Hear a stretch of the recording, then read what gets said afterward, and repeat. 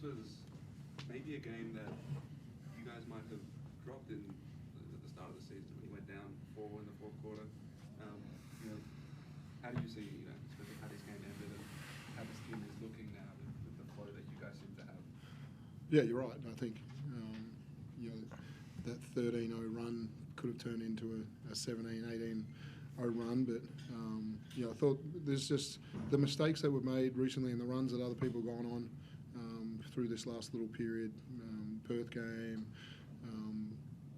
We've just been far more composed and just haven't lost our brains through some of those moments, and then we've just been better process driven. And I know CG, and before that timeout, the coaches kind of commented to me as like, well, CG was great in that timeout and really just led, this is how we're going to come back. And so yeah, when we're all on that kind of page to say whatever hits we take, we've got to find a way out of it. And it's kind of what's happened this year when a bunch of things have happened. And again tonight to say Barlow took a knock and was out for the game. David Quera does an ankle. We're down to 1 4-man, and Newley's back playing the 4 spot again, and some different things like that. And so we dealt with all those things. And while I'm talking about Mason Peatling, just a unbelievable game from him. He's had some really good 2 or 3 games in a row, and rewarded with a starting spot tonight. And the 2-3 balls, but I thought the connection with CG and handoffs and rolling to the rim, and some of the sprints that he had, and we hope that he can be a little bit of Shaylee at the 4 spot with just all the effort plays that he can come up with and keep being in the right spot. So he was great. CG's job on Harvey tonight and the way he defended that was exceptional. Point to Mason, I think point to Marcus, and obviously Shay being back, but you guys have lent on your defense the past few games, and I think over this stretch it's sort of lost because your offense has started to look legitimate now as well. But what is the difference between the start of the season and now from a defensive perspective? Yeah, holding a team to 77 and keep holding teams under 80, which we've done a little bit lately. And I thought we had a theory tonight.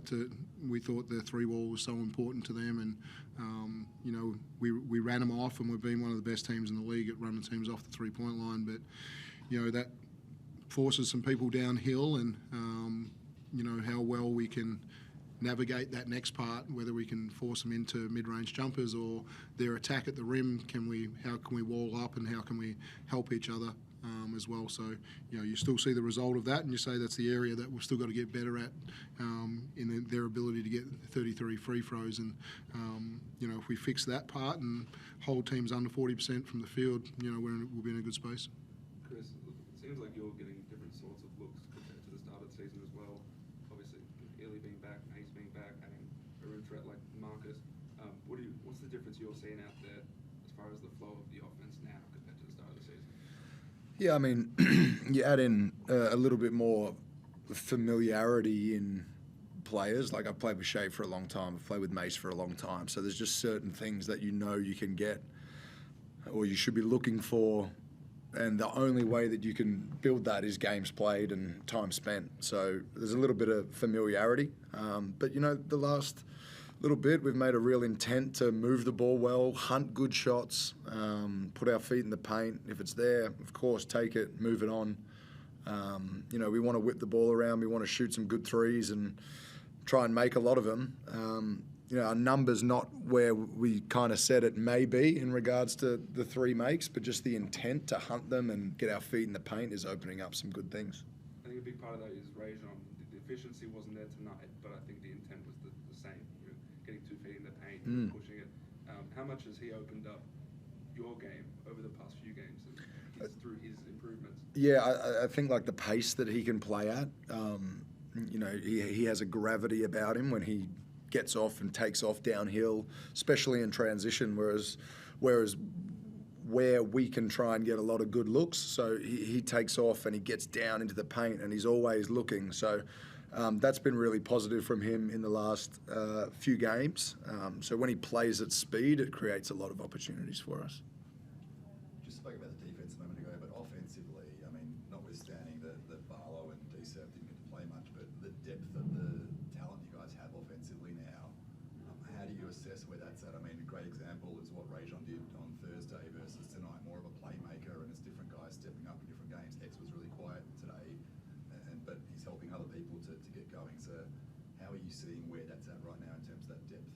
Yeah, we'd like everybody to get going on the same night, and that's still the challenge, of coaching and just, really defining X's role and, the spark that he can really bring us. And, we know what he's capable of doing, and, just got to make sure that he's somewhere between this playmaker and scorer right now, and we've just got to really define it for him. And I'll sit down early in the week and make sure that, there's real clarity about what we want from him as well. Shea coming in, Tuck having 5 assists. It's going to be different on different nights, but we expect CG to try and get 10 good 3-point looks as good as we can. And then I think just the confidence that we've given to other people, to Mace, to see DSav, to Tuck, for the Newley, for those guys to open shot, go ahead and shoot it, and we'll rebound the way that we want to rebound. And I don't think we've had a 20 rebound margin on a team all year. So the way that we crashed tonight, and the commitment to it is getting better. So there's good depth. There's obviously McQuatch has been a guy with Shea coming back, and Newley playing pretty well. But he's going to stay ready, and we look forward to the opportunities that's going to come for him later in the season as well. And early in the game, there seemed like a real intent to get 2 feet in the paint, to get to the basket. I think like 4 of the first 5 baskets or something were at the rim. Is that something that's going to be kind of matchup based, as opposed to, I guess, earlier in the season you guys have been a lot more perimeter orientated? So yeah, I think with the consistent message from everybody about how moving the basketball, and and that's created advantages off our handoff. We've been better at just getting into our handoff offense and people putting their feet in the paint, and that's forcing closeouts on the next one. So we don't need to stay on the perimeter. We need to try and create the next advantage, and having lob threats, and people have to commit to that, and so the extra passes are opening up. Chris, what did you say in that timeout that Dean referred to a few minutes ago? I got the feeling in the 4th quarter that you were not going to let this team lose the game today. I don't know exactly, but like there's the messages, like we can't get hung up on what's happened, and like we can't get hung up on where we are with our record. Like all we can do is move forward, and probably some of the guys hearing that from me is wild because I hang on to things for way too long. But we gave up 2, 3, 10-point leads, but we were still in the basketball game. We're still on our home court, and we have the tools to go out and win a basketball game. So letting it go, picking our heads back up, and moving forward was mainly the message of the day. Have you had any time to reflect on what 400 means now that you've got the win and you can put some behind you? You got to walk out onto the court with your daughter. Like, have you had a chance to kind of sit back and think about that a bit? No, I think like in the future it'll be cool. We'll look at the photos, look at the videos, whatever it may be. My message, all throughout this was what I want is a win, and I want Brad and his career to be celebrated. I think that was the main part of this day. That 300 number is not right for him. It's pushing 1,000. We were trying to calculate it. Like there's 700 odd plus games of high level basketball in that old body. So I think I really wanted today to be for him and his kids and his family that were here. Dean, what could you say about Brad? I mean, you spent that season with him in Sydney as well, and you've been around him a bit. But I mean, he's had a phenomenal career, and as Chris says, a lot of it was overseas. People probably don't appreciate what he did in Europe for so long. But huge milestone nonetheless.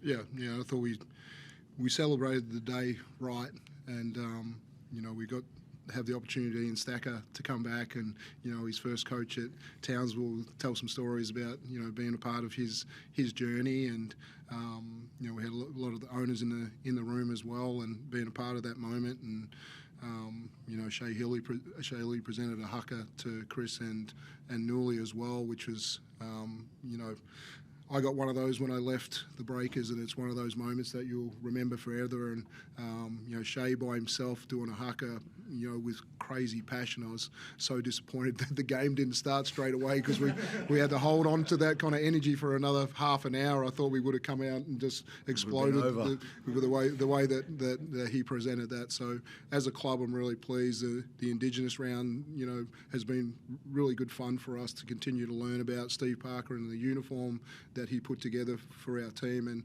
the way that the club's embraced it. And I think it's just been an amazing initiative over the last few years and the growth of it. But Nils is fun, man. Nils is just, when we lost DA, and just having that guy around that can just pick everybody up and have fun with it. He has his own little moments and stuff, but he's been great for CG as well as a guy that can just bounce off things and keep it light and fresh. And so he's been playing really good basketball the last few weeks as well, and probably not the perfect game for him today, but we know how invaluable he is, and what a great leader he is.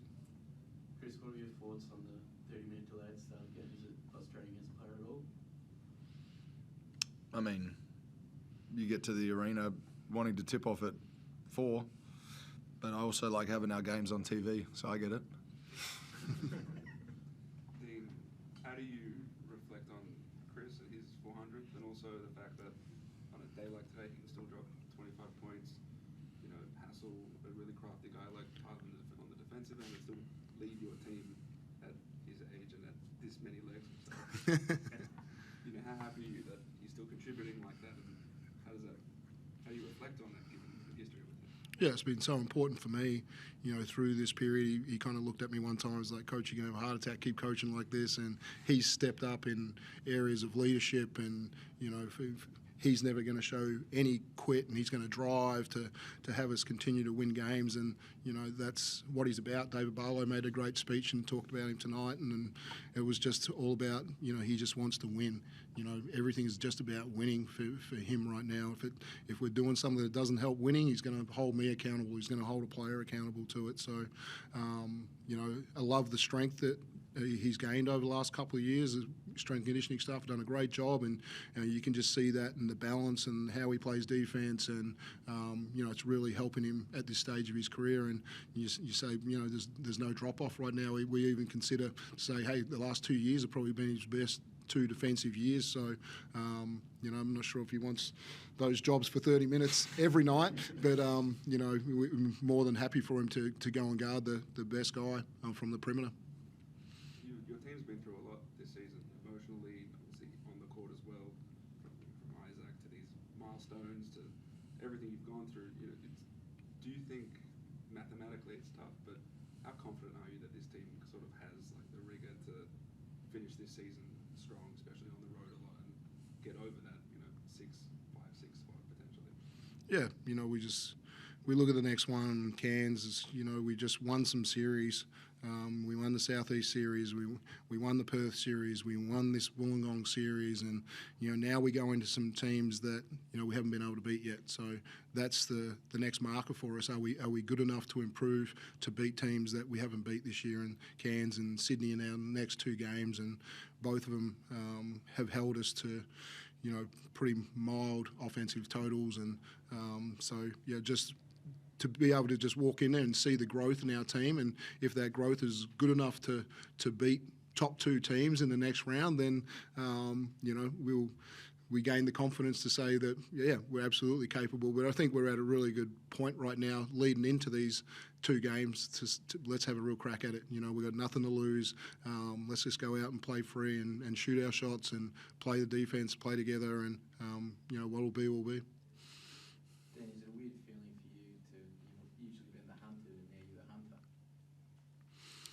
Yeah, there's once you get over some things, it's just a point to say, let's enjoy our basketball and get back to and play a little freer, and don't get tired about situations when you're always hunted. It's it's about keeping people fresh and making sure their role's perfect, and nothing changes in that one. But it is a different feeling walking into the gym. It will be these next 2 games where we're playing a little bit of an underdog role compared to where we've been. So yeah, look forward to it.